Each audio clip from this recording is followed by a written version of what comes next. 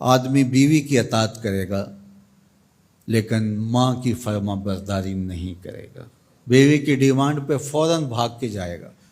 لیکن ماں دوائی کا بھی کہہ رہی ہوگی تو ٹال مٹول کرتا رہے گا، کل پرسوں ہفتے گزر جائیں گے، ماں کے ساتھ جانا اس کو پسند نہیں ہوگا، ماں کی خدمت میں رہنا، اس کے پاس بیٹھنا اس کو پسند نہیں ہوگا۔ ماں دھکے سے بیٹوں کو بیٹیوں کو اپنے پاس بٹھائے گی لیکن بیٹھنا پسند نہیں ہوگا۔ وَأَدْنَىٰ صَدِيقَهُ وَأَقْصَىٰ أَبَاهُ، دوستوں کے ساتھ بیٹھ کے گپ شپ لگانا مرغوب ہوگا، باپ کے ساتھ بیٹھنا پسند نہیں ہوگا، باپ کے پاس اولادیں نہیں بیٹھیں گی۔ اور یہ جو مصیبت آئی ہے اس نے تو گھر کے اندر بھی پاس بیٹھی اولاد کو بھی ماں باپ سے چھین لیا ہے، وہ وہاں بیٹھ کر کے بھی حاضر باش نہیں ہوتے۔ آپ کو اس دن میں نے درس قرآن میں جو مضمون رکھا تھا اس میں ایک لفظ تھا وَبَنِينَ شَهُودًا، وہ بیٹے جو حاضر باش ہوں وہ نعمت ہوتے ہیں، جو باپ کی خدمت میں بیٹھے ہوں، باپ کے پاس بیٹھتے ہوں، باپ کے ساتھ جڑے رہتے ہوں، وہ نعمت ہوتے ہیں۔ اور جو باپ سے جان چھڑاتے رہتے ہوں، جی چراتے رہتے ہوں، پھنس گئے تو 2 منٹ بیٹھ گئے ورنہ نہیں، بالخصوص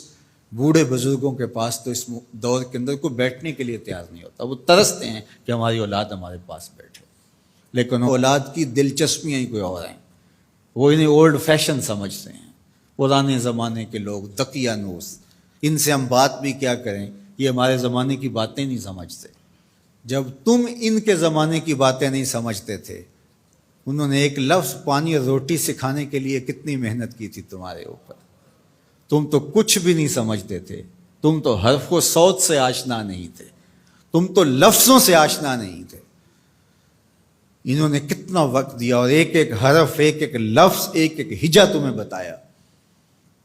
اور آج تم کہتے ہو یہ دقیانوس ہیں۔ تو کہا یہ قرب قیامت کی علامت ہے کہ دوستوں کے پاس بیٹھنا مرغوب لگے گا، محبوب لگے گا، ماں باپ کی صحبت میں بیٹھنا اولاد کی تباہ میں نہیں ہوگا۔ وَسَادَ الْقَبِيلَةِ فَاسِقُهُمْ، اور قبیلے کا جو سردار ہے وہ فاسق و فاجر ہوگا۔ سرداری، قبیلے کا بڑا بننا، خاندان کا بڑا ہونا، یہ صلاحیت کی وجہ سے نہیں، تقوی کی بنیاد پر نہیں، یہ چالاکی، مکاری، فسق و فجور کی وجہ سے، اس لیے کہ جس طرح کی قوم ہوگی اس طرح کے ان کے حکمران ہوں گے۔ کسی نے حجاج بن یوسف سے کہا تھا کہ تو نے حضرت عمر کا دور خلافت دیکھا ہے، تو ان جیسا انداز حکومت اختیار کیوں نہیں کرتا؟ تو اس نے 2 لفظی جواب دیا، تبازروا اتعمر لکم، اس نے کہا تم ابو ذر غفاری بن جاؤ، میں عمر بن جاتا ہوں۔ جب رعایا ابو ذر غفاری جیسی ہوتی ہے تو حکمران عمر فاروق جیسے ہوتے ہیں۔ جب ہم چور ہوں گے، ہم خائن ہوں گے، ہم بدکار ہوں گے تو اوپر رحمتوں کی چھتڑیاں تو نہیں تانی جائیں گے، اوپر بھی پھر یہی کچھ ہوگا۔ ایک روایت میں آتا اعمالکم امالکم، تمہارے اعمال ہی تمہارے حکمران ہوں گے۔ فرمایا کہ وہ اس بات پہ قادر ہے کہ وہ تمہیں اوپر سے بھی عذاب دے سکتا ہے، وہ چاہے تو نیچے سے بھی عذاب دے سکتا ہے۔ حضرت عبداللہ ابن عباس رضی اللہ تعالیٰ عنہ فرماتے ہیں اوپر کا عذاب یہ ہے تمہارے حکمران نااہل ہوں،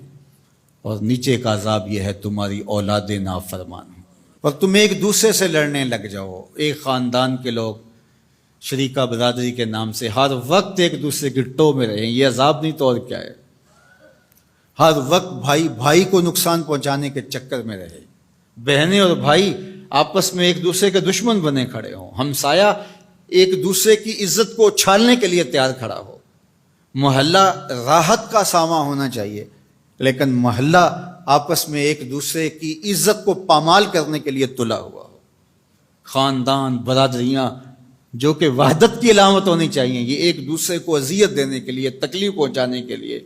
ٹو میں رہنے کے لیے، کسی کے عیب کو اچھالنے کے لیے، کسی کی بہن بیٹی کی آبرو کو اچھالنے کے لیے ہر وقت اسی چکر میں ہو، تو کیا یہ عذاب نہیں ہے کہ تم اپنے گھر میں بھی محفوظ نہ ہو؟ خاندانی لڑائیاں، شریکہ برادریاں،